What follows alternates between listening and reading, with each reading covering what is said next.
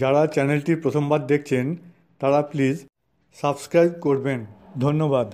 গাঙ্গেয় পশ্চিমবঙ্গে হালকা থেকে মাঝারি বৃষ্টিপাত হতে পারে বলে জানালো আলিপুর আবহাওয়া দপ্তর।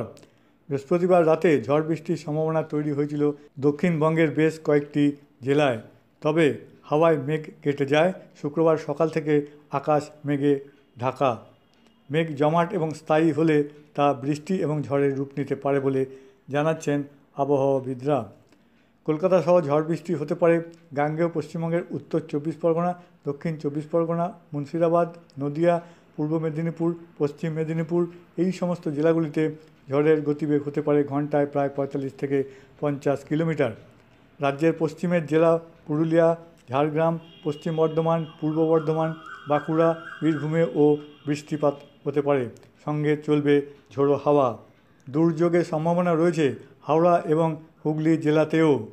বৃহস্পতিবার কলকাতার তাপমাত্রা ছিল সর্বোচ্চ 32.2 ডিগ্রি সেলসিয়াস, যা স্বাভাবিকের থেকে 3 ডিগ্রি কম। সর্বনিম্ন 25.7 ডিগ্রি সেলসিয়াস, যা স্বাভাবিক। শুক্রবার শহরের সর্বোচ্চ তাপমাত্রা 33.7 ডিগ্রি সেলসিয়াস, যা স্বাভাবিকের থেকে 2 ডিগ্রি কম। সর্বনিম্ন 26.1 ডিগ্রি সেলসিয়াস, যা স্বাভাবিকের থেকে 1 ডিগ্রি বেশি। এদিন আর্দ্রতার পরিমাণ ছিল সর্বোচ্চ 93%, সর্বনিম্ন 58%। সব মিলিয়ে এপ্রিলে 4টি এবং চৈত্রে 8টি কালবৈশাখী পেয়েছে মহানগর, যা স্বাভাবিকের তুলনায় অনেকটাই বেশি বলে মনে করছেন আবহাওয়া দপ্তর।